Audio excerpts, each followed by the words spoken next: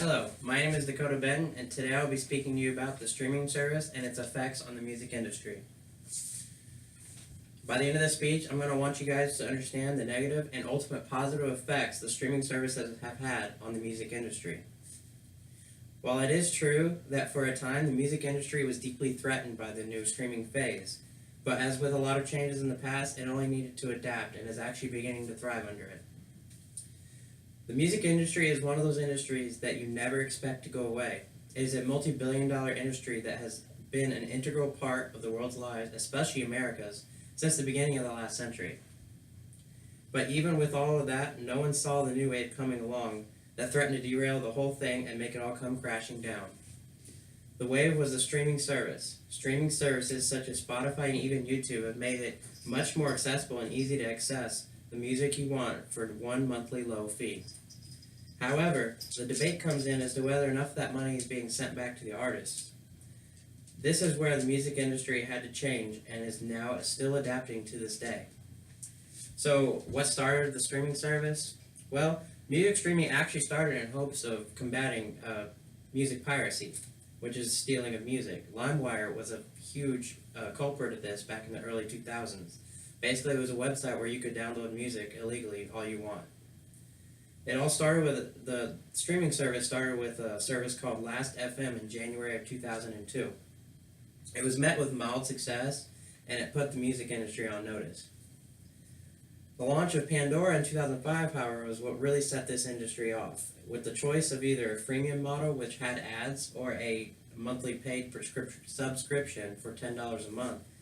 It was a smashing hit, and it's still around today. Onward from there, several more emerged that would continue to evolve the way we listen to music.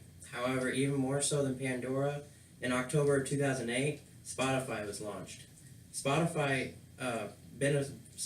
business model literally centered around the idea of combating music piracy. The idea was if you gave listeners an easy platform for a one monthly low price, they will be less likely to download it illegally from the internet. It worked. Spotify's business model was very similar to Pandora's. Spotify sought to gain revenue from two sources: advertisements on the free version and a subscription fee for the premium version. However, while Spotify became wildly popular, the company did not give back to the artists as much as they said they would.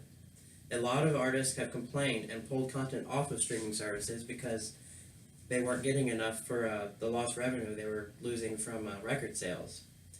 Taylor Swift is a famous example of this in the last few years. Spotify currently pays roughly 0.006 cents per stream, which is per play of a song. That's less than a penny.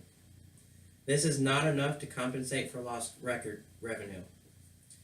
While it's bad for big name artists, it's even worse for small or just starting out artists.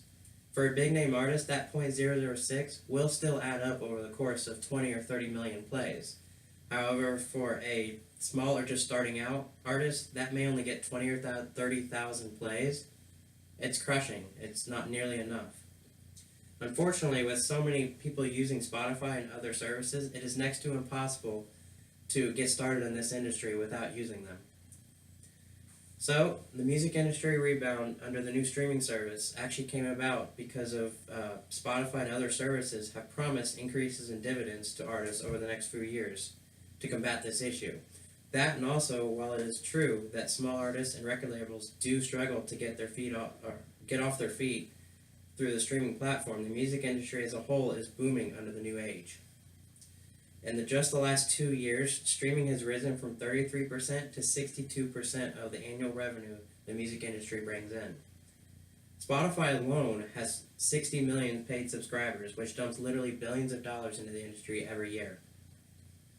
So to sum it up, the music industry over the last 2 decades has been on the decline and needed a saving grace, and ironically, it was the streaming service that did this. The streaming service, while initially threatening to bankrupt the whole industry, ended up shoving the whole thing into the new age, and now bringing in more revenue than ever before.